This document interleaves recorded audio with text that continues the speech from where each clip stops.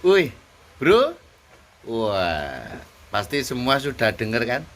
Cuma denger toh apa sudah lihat asli videonya?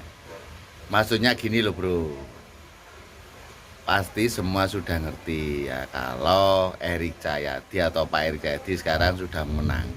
Keputusan di MK memenangkan beliau. Ya kan bro? Selamat untuk Pak Erik Cahyadi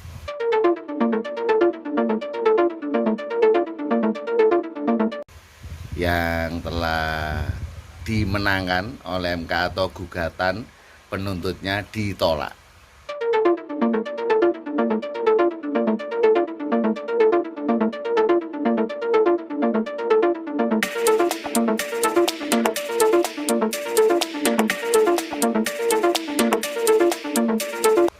Tapi Pak Eri Cahyadi ini tidak enak-enakan loh. Ini masyarakat Surabaya melihat 100 hari kerja. Iya kalau 100, kalau 50 hari kerja atau 10 hari kerja terus gimana? Dan grid yang dipasang, grid Surabaya ini yang dipasang oleh Bu Risma ini tinggi banget. Jadi tidak gampang bagi Pak Eri sebagai pemula, sebagai yang memulai meneruskan kebaikan dulu janjinya. Itu yang ditunggu masyarakat Surabaya. Kebaikan kayak apa?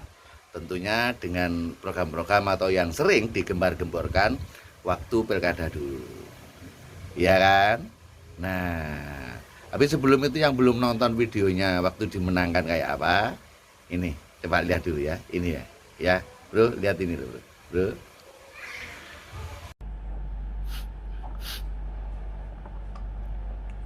Berikutnya, putusan nomor 88 garing PHP titik kod garis datar 19 garing 2021 demi keadilan berdasarkan ketuhanan yang Maha Esa. Mahkamah Konstitusi Republik Indonesia yang mengadili pada tingkat pertama dan terakhir menjatuhkan putusan dalam perkara perselisihan hasil pemilihan wali kota dan wakil wali kota Surabaya, Provinsi Jawa Timur tahun 2020 diajukan oleh 1. Dr. Andus Mahfud Arifin SH, 2.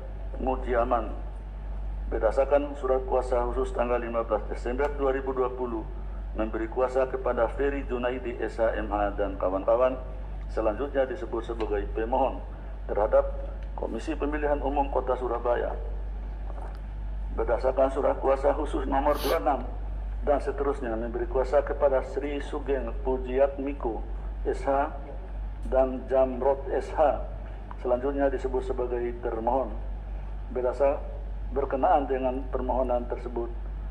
Berikut ini: 1.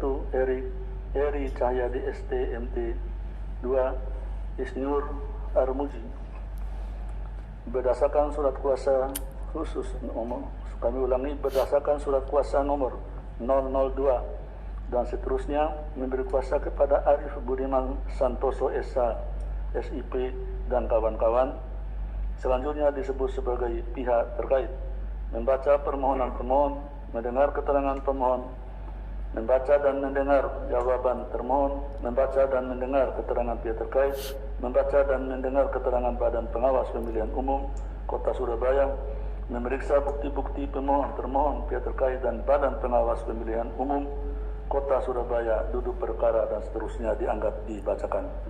Pertimbangan hukum menimbang bahwa sebelum mempertimbangkan lebih jauh permohonan pemohon, Mahkamah memandang perlu untuk menegaskan kembali beberapa hal penting berkenaan dengan penyelesaian perselisihan hasil pemilihan gubernur, bupati, dan wali kota di Mahkamah Konstitusi sebagai berikut. Poin 1, 2, 3, AB dianggap dibacakan. 4. Mahkamah dapat menunda keberlakuan ketentuan pasal 158 Undang-Undang 10 2016 sepanjang memenuhi kondisi sebagaimana pertimbangan Mahkamah dalam putusan-putusan tersebut. Oleh karena itu, Mahkamah hanya akan mempertimbangkan keberlakuan ketentuan pasal 158 Undang-Undang 10 2016 secara kasuistis. Kewenangan Mahkamah dalam eksepsi menimbang bahwa sebelum Mahkamah mempertimbangkan lebih jauh kewenangan Mahkamah dalam mengadili permohonan akuo, penting bagi Mahkamah untuk terlebih dahulu mempertimbangkan eksepsi termohon dan eksepsi pihak terkait berkenaan dengan kewenangan Mahkamah.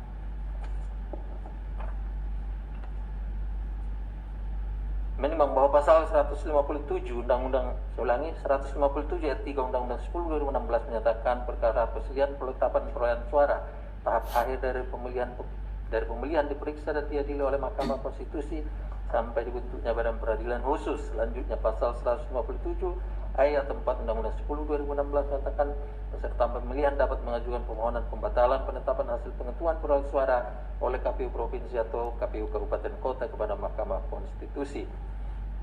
Bahwa berdasarkan pertimbangan tersebut di atas merujuk kepada ketentuan pasal 157 ayat 3 dan ayat 4 Undang-Undang 10 2016, maka Mahkamah berwenang mengadili permohonan akuo.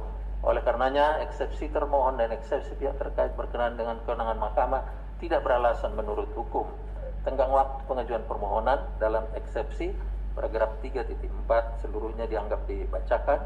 Paragraf 3.5 menimbang bahwa permohonan pemohon diajukan di kepaniteraan Mahkamah secara luring pada hari Senin tanggal 21 Desember 2020 pukul 11.00 WIB berdasarkan akte pengajuan permohonan pemohon nomor 91/PAN dan seterusnya 2020, sehingga permohonan pemohon diajukan masih dalam tenggang waktu pengajuan permohonan yang ditentukan peraturan perundang-undangan. Dengan demikian, eksepsi termohon berkenaan dengan tenggang waktu pengajuan permohonan tidak beralasan menurut hukum.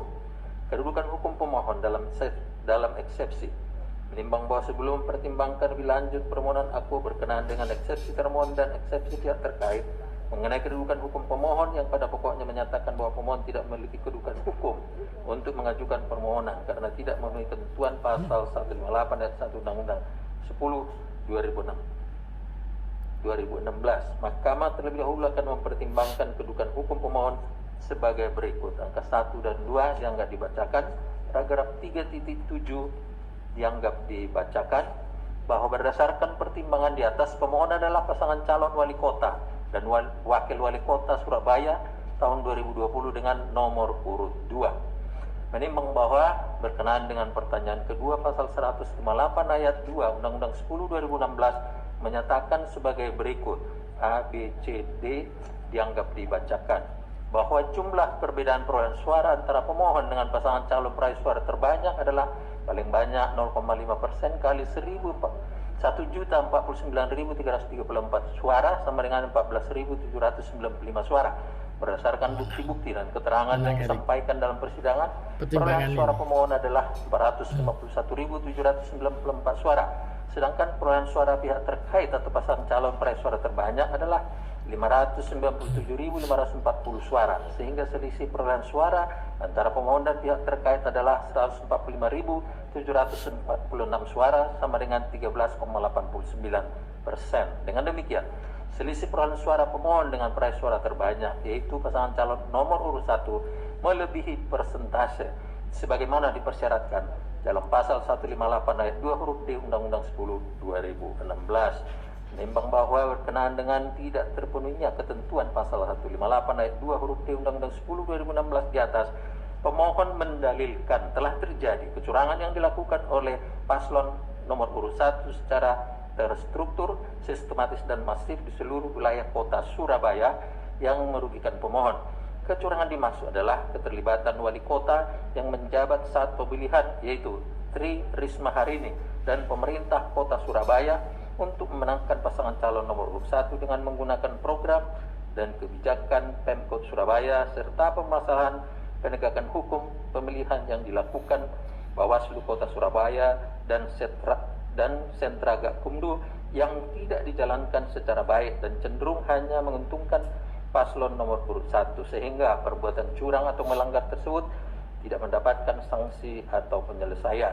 Bahwa terhadap dalil akuo setelah mahkamah memeriksa secara seksama permohonan pemohon, jawaban termohon, keterangan pihak terkait, keterangan Bawaslu Kota Surabaya, serta memeriksa alat-alat bukti yang diajukan oleh para pihak, yaitu bukti P5 sampai dengan bukti P26, bukti T5 sampai dengan bukti T36, bukti PT6 sampai dengan bukti PT100A, bukti PK1 sampai dengan bukti PK25, dan fakta yang terungkap dalam persidangan. Mahkamah berpendapat sebagai berikut. Poin 1, 2, dan 3 dianggap dibacakan. 4. Bahwa mengenai surat terbuka dari Tri Risma Harini dan bahan kampanye yang menggunakan nama dan gambar foto Tri Risma Harini berdasarkan Pasal 29 ayat 2 dan ayat 3 PKPU 11/2020, desain dan materi alat peraga kampanye dapat memuat foto pengurus partai politik. Sehingga dari surat yang dikirimkan oleh KPU Pusat kepada KPU Jawa Timur ditegaskan bahwa foto pejabat daerah dapat dicantumkan dalam desain bahan kampanye sepanjang pejabat tersebut adalah pengurus partai politik yang mengusung pasangan calon dan pejabat yang bersangkutan tidak menggunakan atribut sebagai pejabat daerah. Video bukti PT 44. Dari bukti-bukti yang disampaikan oleh pemohon, Mahkamah tidak menemukan bukti selebaran ataupun brosur yang menampilkan foto Tri Risma hari ini dalam jabatannya sebagai wali kota. Demikian juga dengan video pesan Tri Risma hari ini pada warga Surabaya tidak tercantum dalam jabatan wali kota Surabaya dalam video dimaksud.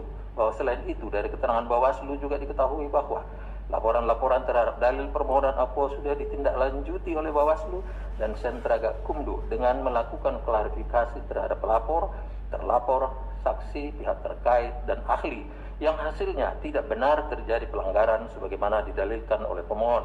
Bawaslu melampirkan bukti PK1 sampai dengan bukti PK25 yang membuktikan tindak lanjut dari laporan-laporan yang sudah diterimanya. 6. Bahwa tidak ada bukti yang dapat meyakinkan Mahkamah bahwa pelanggaran TSM yang didalilkan pemohon berpengaruh pada perolehan suara pasangan calon sebagaimana terungkap dalam bukti-bukti para pihak bahwa saksi-saksi pemohon menandatangani rekapitulasi hasil penghitungan suara di tingkat kecamatan dan di tingkat kota.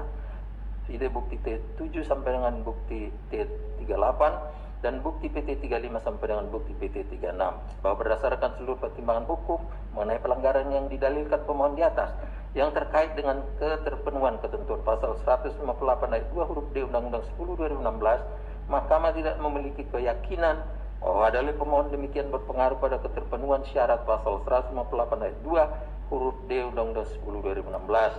Dengan demikian Mahkamah berpendapat dalil dan alat bukti yang diajukan pemohon tidak cukup memberikan keyakinan untuk menyimpangi ketentuan pasal 158 ayat 2 huruf D Undang-Undang Nomor 10 2016 dan meneruskan perkara akuo ke pemeriksaan persidangan lanjutan. Menimbang bahwa berdasarkan pertimbangan hukum di atas, Mahkamah berpendapat meskipun permohonan yang diajukan pemohon merupakan kewenangan Mahkamah, permohonan pemohon diajukan masih dalam tenggang waktu pengajuan permohonan dan pemohon adalah paslon wali kota dan wakil wali kota dalam pemilihan calon wali kota dan wakil wali kota Kota Surabaya tahun 2020, namun pemohon tidak memenuhi ketentuan persyaratan sebagaimana dimaksud dalam pasal 158 ayat 2 huruf D Undang-Undang 10 2016. Dengan demikian, menurut Mahkamah, eksepsi termohon dan pihak terkait yang menyatakan pemohon tidak memenuhi ketentuan pasal 158 ayat 2 huruf D Undang-Undang 10 2016 adalah beralasan menurut hukum. Menimbang bahwa karena eksepsi termohon dan eksepsi pihak terkait mengenai kedudukan pemohon beralasan menurut hukum, maka eksepsi lain dari termohon dan pihak terkait serta pokok permohonan tidak dipertimbangkan. Menimbang bahwa terhadap hal-hal lain yang berkaitan dengan permohonan akuo tidak dipertimbangkan lebih lanjut karena menurut Mahkamah tidak ada relevansinya dan oleh karenanya harus dinyatakan pula tidak beralasan menurut hukum. Konklusi, berdasarkan penilaian atas fakta dan hukum sebagaimana diuraikan di atas, Mahkamah berkesimpulan 1. Eksepsi termohon dan pihak terkait mengenai kewenangan Mahkamah tidak beralasan menurut hukum. 2. Mahkamah berwenang mengadili permohonan akuo. 3. Eksepsi termohon mengenai tenggang waktu pengajuan permohonan tidak beralasan menurut hukum. 4. Permohonan pemohon diajukan masih dalam tenggang waktu yang ditentukan peraturan perundang-undangan. 5. Eksepsi termohon dan pihak terkait mengenai kedudukan hukum pemohon beralasan menurut hukum. 6. Pemohon tidak memiliki kedudukan hukum untuk mengajukan permohonan akuo. 7. Eksepsi lain dari termohon dan pihak terkait serta pokok permohonan tidak dipertimbangkan. Berdasarkan Undang-Undang Nomor 24 Tahun 2003 tentang Mahkamah Konstitusi dan seterusnya, amar putusan mengadili dalam eksepsi 1. Menyatakan eksepsi termohon dan pihak terkait berkenaan dengan kedudukan hukum pemohon beralasan menurut hukum. 2. Menyatakan pemohon tidak memiliki kedudukan hukum dalam pokok permohonan, menyatakan permohonan pemohon tidak dapat diterima.